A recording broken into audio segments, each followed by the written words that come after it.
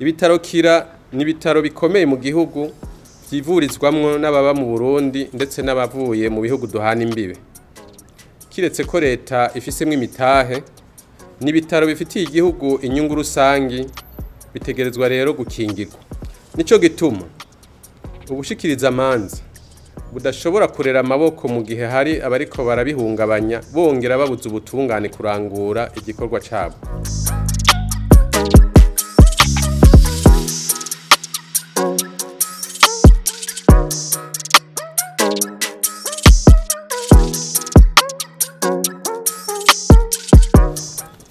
Haraheze iminsi haciye ku mbuga ngurukana bumenyi urwandiko bivuga ko ari cegeranyo c'inama ya bose y'abafise imitahe muri Kira Hospital.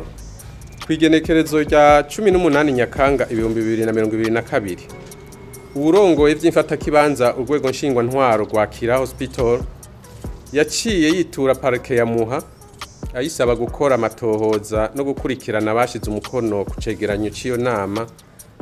We yemeza ko itigeze iba ndetse ngo n'uwitwa ko yayikoranije asanzwe aba mu maho asanzwe yaratanze imihoho. Yaranamenyesheje ko ico cegeranyo kiriko amazina y'abantu batigeze baja mu nama.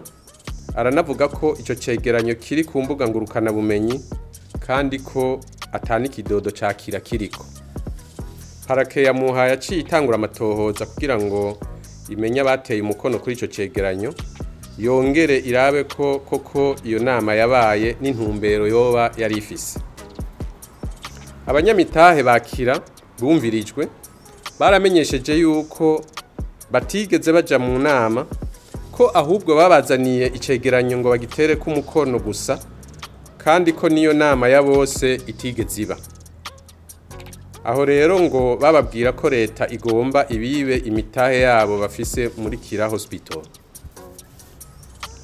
Igihe bajana ico cegeranyo kwa noteri ngo acemeze, bamwe muri abo bacanditse ko ntibigeze bahonyorayo, kandi ivyo ni ibintu bisanzwe bisabwa n'amategeko yuko umuntu agiye kwemeza ikintu kwa noteri ategezwa kwishikirayo. Ndetse harimwo n'usanzwe yibera mu mahanga, ariko noteri akaba yahavuye afuta ivyo yari yemeje amaze kubona ko yahenzwe mu kwemeza icegeranyo c'inama itabaye. Amatohoza ya parake yaragaragaje yuko abateye umukono kuri ico cegeranyo c'inama itabaye bari bafise intumbero zikurikira. Ubwa mbere ni guhuvya no kuyovya amatohoza asanzwe ariko arakorwa muri dossier RMP 620 agakoni cene muri parke ya Muha, aho muganga Sahabo Christophe yararongoye ibitaro Kira ariko arakurikiranwa ku vyaha bitandukanye yakoze mu gushinga no mu kurongora ibitaro Kira.